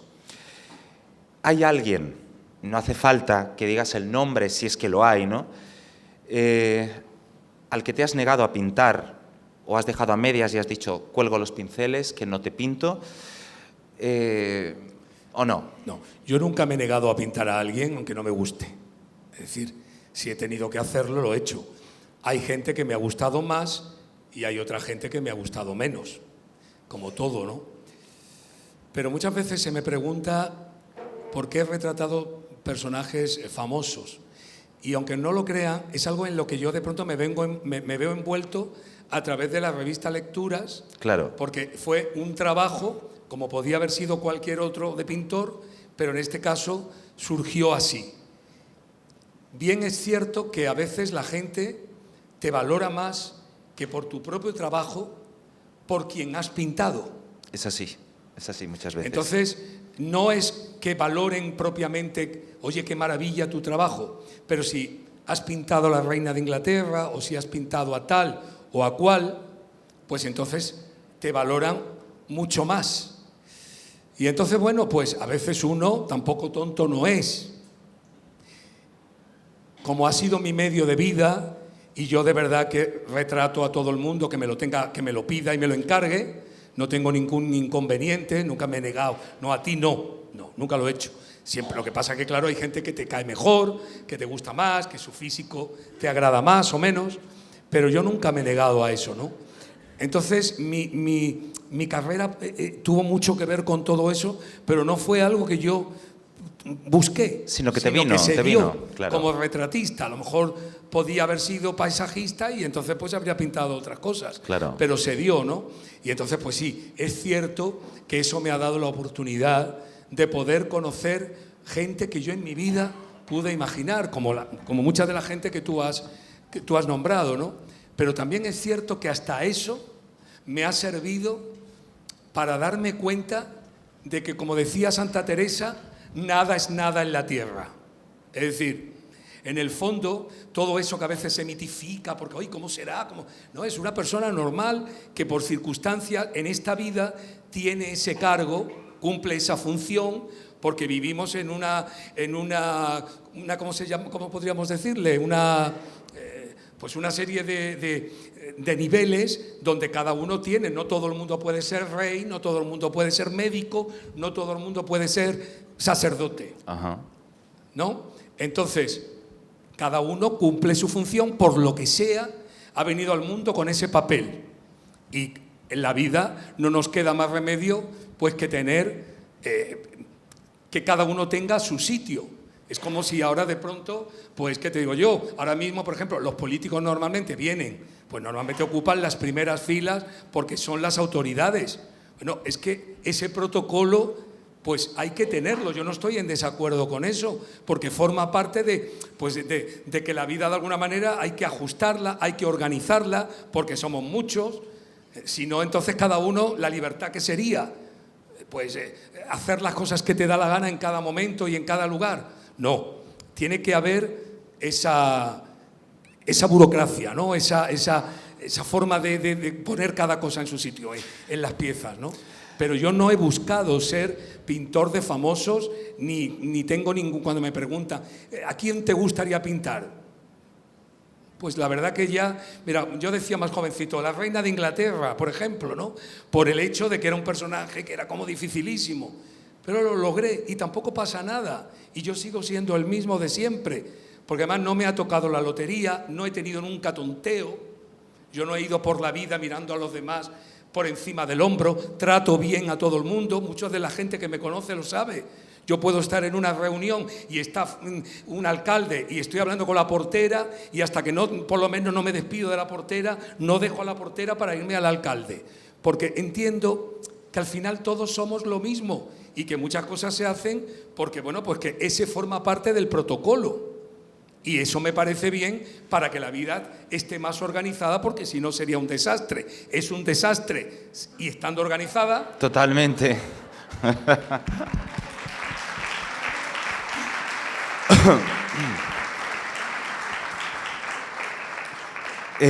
También para conocer tu éxito, y vamos a ir un poquito concluyendo, pero es necesario saber, o que sepa la gente, que en el año 92 fuiste elegido para representar a España en el Festival de Arte de las Américas, celebrado en la sede de la Organización de Estados Americanos, en Washington, que por aquí tenemos alguna imagen.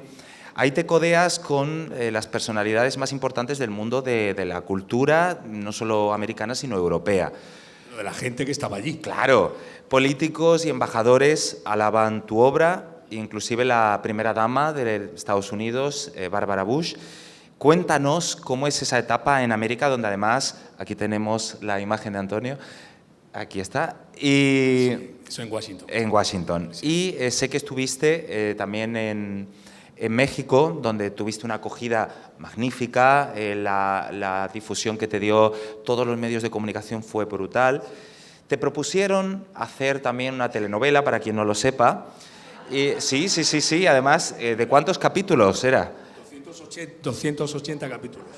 280 capítulos. Sí. Y inclusive le llegaron a pedir hacerse fotografías con él una jovencísima, que él ni conocía en aquel entonces, que tiene la foto, una jovencísima Thalía, que quedó tan obnubilada de él que pidió hacerse una fotografía con Antonio, y luego al tiempo sabemos quién es Thalía y dónde ha llegado Thalía. Cuéntanos cómo es tu llegada allí, cómo llegas a América y aquí, cómo te sientes allí. Bueno, lo primero que hice fue lo de Washington, Ajá. que eso fue en el año 92, y me eligen para representar a España en el Festival de Arte de las Américas, que aquel año además se hacía contra el tema de la droga. Y la presidenta de honor era Bárbara Bush, la madre del que luego también sería presidente de los Estados Unidos, y ella estuvo e incluso invitó a un pequeño grupo a la Casa Blanca y tuve la oportunidad de estar ahí, y le hice un apuntito en un papelito. Esa fue la primera vez y fue para mí muy, muy emotivo, porque claro, encontrarme de pronto en la Casa Blanca, ¿no? Y de pronto decir, estoy aquí. Bueno, pero era una etapa en la que yo mitificaba mucho más las cosas, más que ahora, Entonces todo lo veía, ¿no? Todo me parecía, ¿no? Pero eso fue unos 15 días en Washington. Pero luego tuve la etapa de vivir 3 años en México. Eso fue, tenía un representante en Madrid, que él consideró que en México podíamos tener suerte haciendo mis retratos. Y entonces, pues, él se va antes, me organiza todo y empiezo pintando precisamente a una mujer que allí era en aquel momento muy popular y que habían nombrado la mujer del año. Es una mujer que se llama Raquel Besudo, que era una mujer guapísima, rubia además, vamos, que no tenía nada que ver con lo que es un poco la clásica belleza mexicana, ¿no? Pero que allí era muy valorada, porque la verdad es que en aquel tiempo lo español se valoraba muchísimo, aunque luego había una especie de amor-odio. Recuerdo cuando me fui a México, lo que me dijo Lola Flores antes de irme. Me dijo, mira, si te pilla allí el día de la celebración de la conquista, quítate de en medio. Porque a los españoles nos llaman allí gachupines. Y quítate de en medio porque en ese día beben más de la cuenta y entonces, así como te quieren mucho, te terminan pegando, Y entonces recuerdo que me pilló y efectivamente así lo hice, con lo cual no tuve ningún percance. Pero es cierto que eso sucedía, porque luego me lo contaron mexicanos y tal. Pero la gran suerte fue que ve mi trabajo uno de los periodistas que entonces ya muerto, que eran más famosos de la televisión hispanoamericana y que además se transmitía incluso por Galavisión, que era el periodista Raúl Velasco.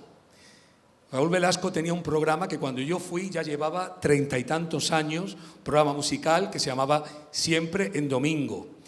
Y cuando Raúl ve mi obra, dice, te voy a apadrinar en el programa, lo van pintores, Vamos, de hecho el día que yo fui estaba hasta Pimpinela. Es decir, te voy a apadrinar y te voy a dar la patadita. La patadita es una patadita que te dan en el culo como para darte suerte. Entonces él me apadrina y bueno, pues empezaron a salirme cantidad de cosas hasta llegar a pintar a la esposa del presidente de México, que entonces era Salinas de Gortari, Cecilia Oceli se llamaba. Y bueno, y tuve unas experiencias maravillosas, entre otras, por ejemplo, ir a los mejores programas de televisión. Y recuerdo que una mañana estuve en uno con 2 personajes que eran muy famosos allí, que seguro que Parada sabe quiénes son: César Costa y Rebeca de Alba. Rebeca de Alba luego sonó mucho porque fue incluso novia de Ricky Martin, en apariencia. Y entonces conocí gente pues como María Félix, Susana Dos Amantes, esta artista que entonces estaba con el que fue marido de la hija de la Preisler, ¿cómo se llamaba él? Bofill. Sí. Sí, pero es que no me acuerdo ahora mismo. Es decir, conocí muchísima gente y entre otra gente Bueno, pues hice una gran amistad con la familia de aquel torero mítico que hubo en México y que fue novio de Carmen Sevilla, que se llamaba... Ay, a ver si me acuerdo, parad, ayúdame. Sí, fue novio de Carmen Sevilla y toreó mucho con Manolete. Si hay aquí gente mayor, seguro que lo recuerdan. Como Carlos Arruza, justamente, él. Y entonces hice una gran amistad con ellos y la verdad que conocí cosas increíbles. Y entre otras también conocí a la hija del que era el que llevaba el jefe, digamos, de la Plaza de Toros de la Monumental de México, que había sido marido del torero... se me está yendo, ya tengo el Alzheimer, ¿eh? Sí, el que estuvo casado con María Ángeles Sanz. ¿Sabes quién es? No, ¿cómo que tú no sabes? Seguro. Sí, un torero muy famoso. No, esa es la de Jaime. Esa es la Grajal. No, María Ángeles estuvo casada con un torero, Paco Camino. Paco Camino estuvo casado con una mexicana, no sé si sabéis, antes de María Ángeles, y tuvo un hijo.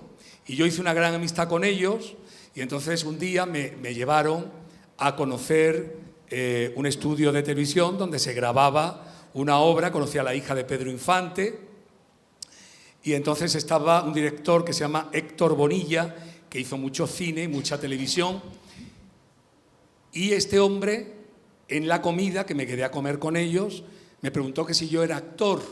Dije, no soy pintor. Dice, pues me gustaría hacerte unas pruebas. ¿Por qué no te dejas? Digo, bueno, porque yo no voy a hacer esto. Y dice, no, pero déjame por favor ahora después de la comida, que quiero tomarte. Bueno, y entonces yo lo veía que durante la comida me observaba mucho. Claro, yo tenía entonces pues 30 años. Así que ha pasado ya el tiempo, ya tengo 58. Y entonces me propuso hacer una telenovela de 280 capítulos con la hija de Pedro Infante.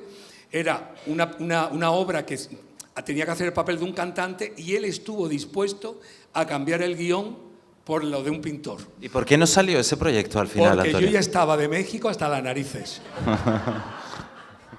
Y estaba ya tan cansado, porque en primer lugar había una inseguridad tremenda, siempre con un miedo, porque te contaban, es que hasta en los autobuses le cortaban a la gente los dedos, por quitarle un anillo, Entraba uno con una pistola y mientras uno saqueaba a la gente, el otro con la pistola puesta al conductor. Entonces, entre una cosa y otra, yo echaba tanto de menos España y yo decía, pero bueno, tampoco... Y además, tenerme que quedar, que decía que eran de 8 a 10 meses más, y yo ya estaba deseando venirme. Y entonces mi representante me dice, mira, yo no te he traído aquí ahora para que tú te conviertas en artista de telenovelas. Así que no, y no lo hice, ¿no? Y entonces lo que ha contado también Antonio fue que en el programa de César Costa, pues terminé mi intervención y me salió un señor que me dijo, oye, ¿te importa esperarte un momento? Es que Thalía, él pensando que sabía quién era, y yo no sabía quién era en aquel momento. Dice, Thalía te ha visto a través del monitor y le gustaría hacerse una fotografía contigo, si tú quieres. Digo, sí, claro, no hay ningún problema. Y entonces llegó ella, me dijo, qué maravilla, qué tal. De hecho, a ella luego después volví a verla, a otra gran artista, Lucía Méndez, que también era una artista muy famosa allí. Y se hizo una foto y luego me la envió su representante y conocí muchísima gente y fue una etapa estupenda, pero no para quedarme mucho tiempo. Has mencionado hace un momentito a Lola Flores, ¿no? Sí.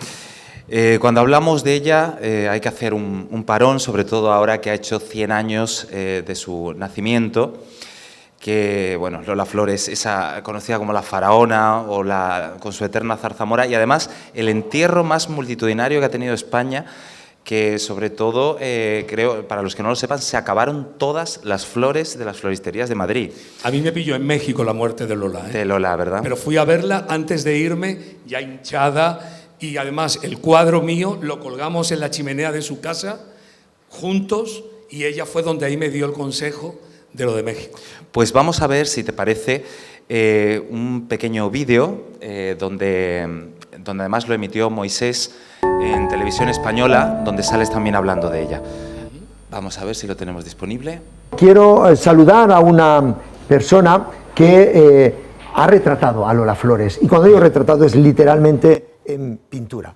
Antonio Montiel es un pintor retratista malagueño importantísimo, retratista de las más grandes figuras mundiales, la reina de Inglaterra, los príncipes de Gales, los reyes de España, muchos artistas importantes. Bueno, guarda un especial recuerdo de cómo retrató y cuándo conoció a Lola Flores.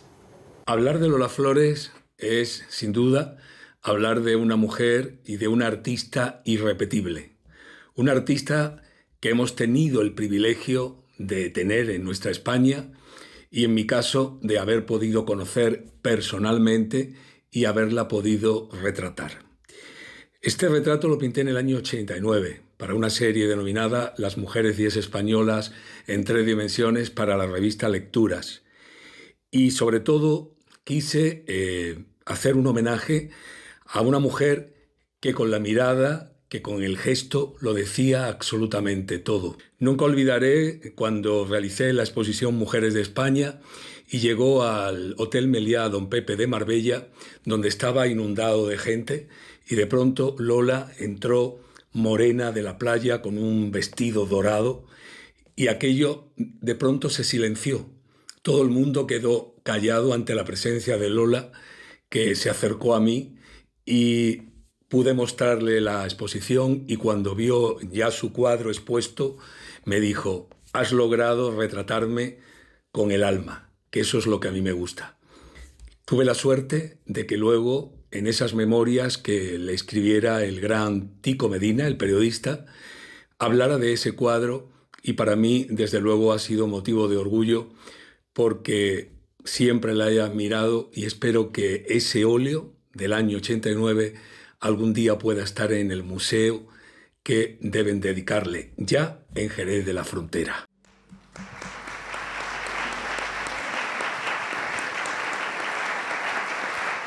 Ojalá.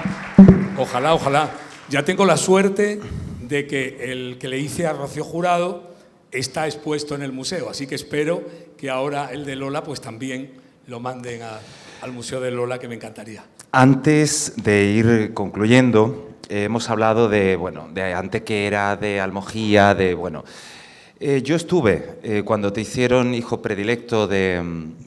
adoptivo de Almojía, y también estuvo otro gran amigo que hoy nos acompaña aquí y que sé que además os une una grandísima amistad, que es José Manuel Parada. Él no necesita tampoco presentaciones, y me gustaría, antes de finalizar, que te dedicara unas palabras, si se anima, José Manuel Parada. Todo tuyo. Mejor que él, ¿quién?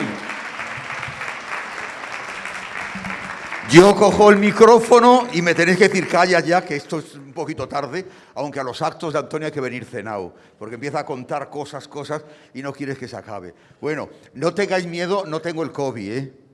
No tengo el COVID ni nada. Os cuento simplemente. Bueno, me desnudo para vosotros. Me tuvieron que... Soy muy fan de esta tierra. El sol hace estragos. Hay que tener mucho cuidado con el sol. Es verdad que el sol permanece, y me descubrieron una heridita que tenía en la nariz, que me dijo el dermatólogo: eso hay que curarlo ya, porque se puede convertir en un cáncer. Entonces yo estaba de ponerme un poquito mejor y pero me llega un mensaje tuyo que ibas a estar aquí.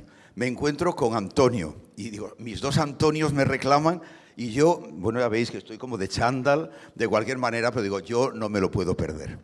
Porque hoy, cuando estabas hablando, Antonio, es que estabas contando parte de mi vida que la hemos pasado juntos. Cuando yo llego a Madrid, él llega a Madrid. Nos conocemos y tenemos tantas cosas en común. Como decía la canción, me parezco tanto a ti que no puedes engañarme. Somos almas muy gemelas. Fíjate que yo creí que lo sabía todo de ti, porque hemos hablado tantas y tantas horas, pero lo de hoy ha merecido la pena porque me he enterado de muchísimas cosas que ni tan siquiera yo sabía. Has contado cosas que no habías hablado nunca y digo, pues qué bonito haber venido porque tengo el placer de conocerte más y mejor. Antonio Montiel creo que es un gran pintor, es un gran pintor, es un gran artista porque Antonio nos une una cosa, los dos somos comunicadores, tú con la pintura y yo con las cosas mías de la radio y de la televisión, pero tú eres un gran comunicador, tú eres un hombre que comunicas cuando pintas, cuando hablas, cuando estás aquí dirigiéndote al público. Eso no lo tienen todos los pintores, tú afortunadamente lo tienes. Hemos hecho juntos tantas cosas, yo incluso le he hecho cantar, cuando yo estrené Canciones de Barrio en Málaga, que elegí Málaga para estrenarlo en espectáculo, dije, Antonio, voy a Málaga. Y tú viniste conmigo y dije, pues vas a cantar también. Y salimos cantando juntos una canción de Marisol. Porque Marisol también nos une. Porque también todos de niños que muchas veces con ella. Hemos estado con ella y hemos hecho, pues cuando la nombraron malagueña del siglo XXI y bueno, muchísimas cosas. La única entrevista, además, sí, que la se única. hizo en su etapa de mayor. La única. Pero bueno, como os decía, es que me voy a frenar porque si no, esto se alarga 7 horas más. Entonces, ¿qué voy a decirte? Que como artista no se puede decir nada mejor de ti, pero yo tengo la suerte enorme de conocer a la persona. Si como artista es bueno, a mí me parece que la persona todavía le gana. Y para eso es importante, porque tú y yo conocemos a muchos artistas que son muy buenos artistas, pero que como personas merecen muy poco la pena. Los hemos conocido y dices, qué pena haberlos conocido. Yo a un gran cantautor muy famoso, con el que tenía una cierta amistad, bueno, y sigo teniéndola, y un día le dije, qué pena haberte conocido, con lo que me gustaban tus canciones, ahora después de conocerte no me las creo. Es verdad. Esto no me pasa con mi amigo Antonio Montiel, no me pasa para nada.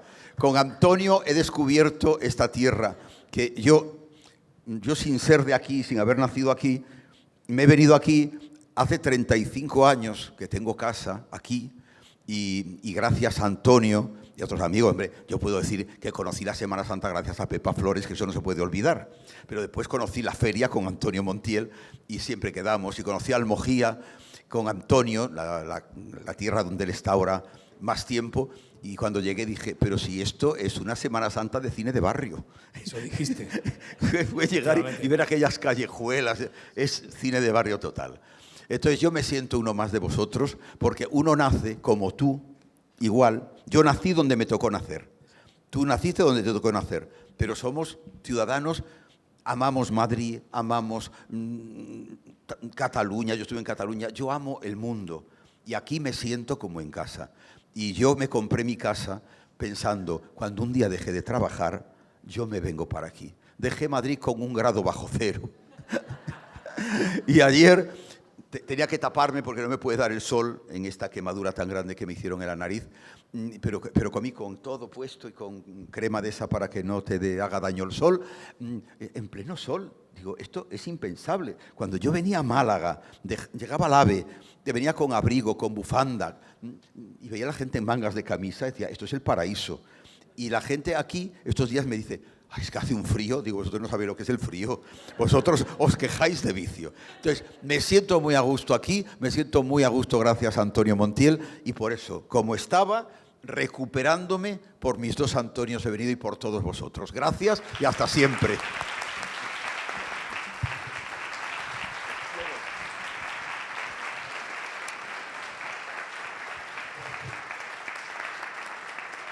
No quiero terminar. Iba a ponerte pingando, porque veía todas esas fotos, digo, con lo que hemos vivido tú y yo juntos, pero me tuve que callar porque vi que estábamos ahí, fíjate, con Paquita Rico, con Concha Márquez Piquer. Le damos gracias a la vida porque solo tú y yo seguimos vivos. Pobrecitas, ya no están. Se acabó. No te puedo reñir porque te has acordado de mí. Antonio, no podemos terminar sin que sepa la gente también que eres una persona extremadamente solidaria. No solo lo digo por tu vinculación con asociaciones, como la del autismo, AFESOL, el teléfono de la esperanza o la del cáncer, sino porque siempre estás, y lo digo con pleno conocimiento, siempre estás cuando alguien te requiere para algo solidario. Eso dice muchísimo, muchísimo de ti. Algo solidario sin nada a cambio y totalmente altruista, que quede bien claro. Y hoy también nos acompaña, pero aquí me acerco porque como yo le dé el micro a Remedios Herrero, es peor que parada. Aquí tenemos la presidenta de la Asociación Benalmádena por la Paz, es concejala de Benalmádena y gran amiga también de Antonio. Un beso si te permito que le des.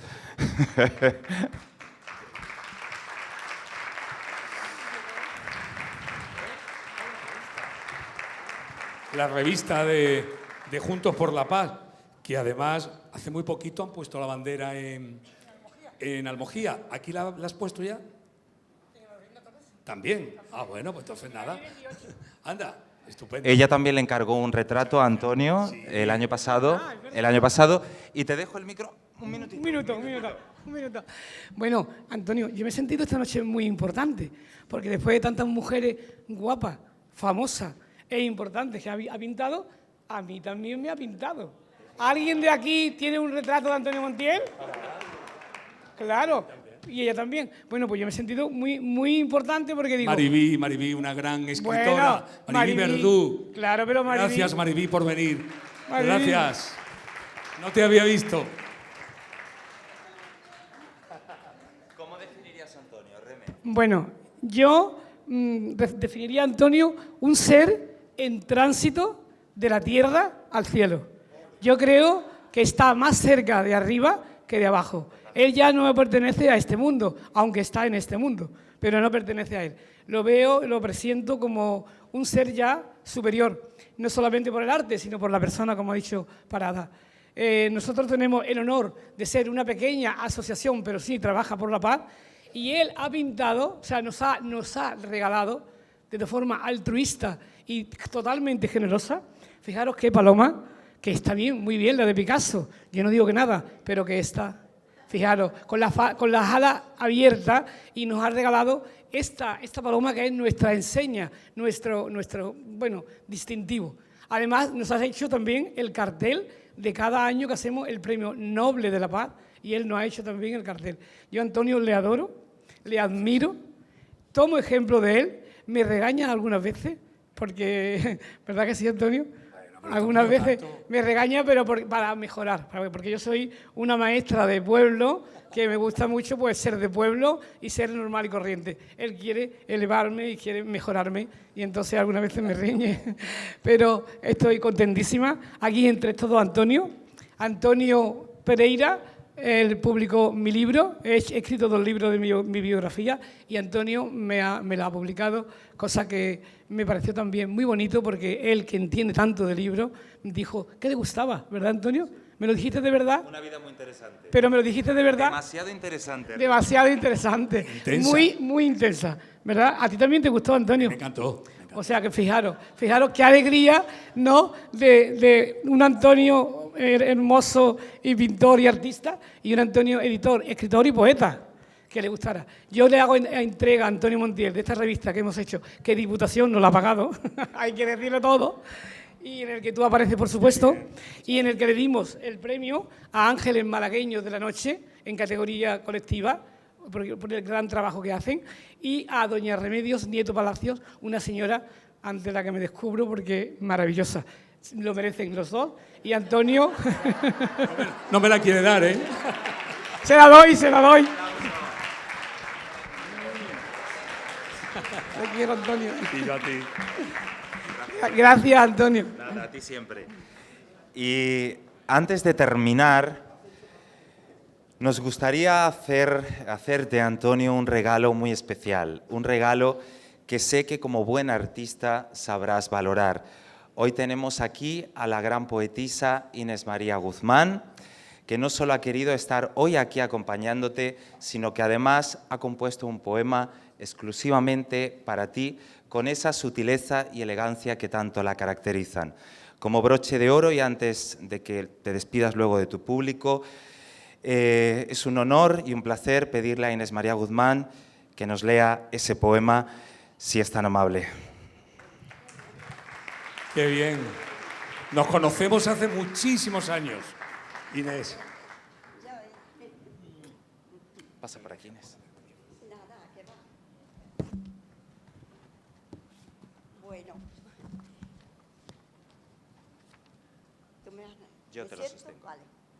Pues buenas tardes. Así de sopetón me dijo Antonio, ¿le harías un poema a Antonio Montiel? Y claro, le dije, ¿cómo no? Porque tengo que decir que este verano, que, bueno, quisieron hacerme un pequeño gran homenaje en el Rando, donde hay una serie de personas que leen los poemas del autor que se homenajea, pues tuve la sorpresa de tener a Antonio Montiel leyendo mis poemas en la voz de Antonio, que aparte de ser pintor, pues tenía que haberse quedado con la telenovela porque tiene, tiene voz de actor, ¿eh? Y él ha nombrado antes su primera exposición que hizo en Málaga y en esa estaba yo. Y ahí lo conocí. Así es. ¿Verdad? Así que este pequeño poema tiene un poco que ver con eso. Y para no alargarme, pues bueno. El poema se llama así, Antonio Montiel, pintor del alma. Allí estaba, tan viva la figura de su musa de siempre. Hoy atesoran ecos los retratos, atesoran un tiempo, pétalos rosas de mujeres rosas. Yo lo vi y era un niño, un corazón soñaba, y soñaba yo a un tiempo con mis versos. La infancia es el principio y una incógnita abierta nos muestra la distancia. A veces un desierto que se puebla de rostros y una lámpara cuelga del techo de su cuarto y la luz se proyecta entre las sombras sobre lienzos vacíos.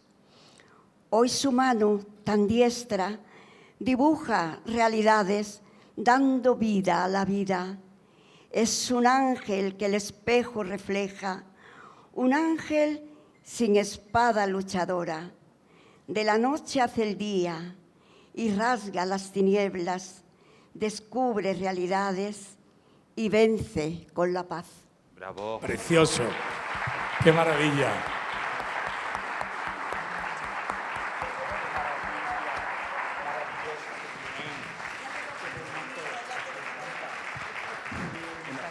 Ponte, que te hagan una fotita.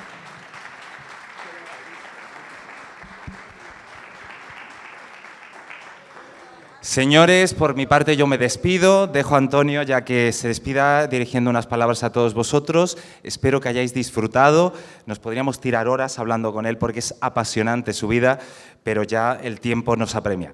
Antonio, un placer compartir este ratito contigo, gracias de corazón y aquí tienes a tu público para que te despidas de ellos. No me voy a entretener mucho. Solo daros las gracias por estar aquí esta noche, pudiendo compartir un poquito de mi vida y nada, y agradeceros siempre el cariño y la atención y tantas cosas maravillosas que recibo. Sobre todo del pueblo, de la gente sencilla, de la gente normal, más que de las cuestiones oficiales y todo eso, es el pueblo realmente el que a mí me importa. Me encanta que a la gente de la calle, a la gente normal, sin intereses, sin cuestiones burocráticas, le guste mi trabajo. Así que de verdad, muchísimas gracias y encantado.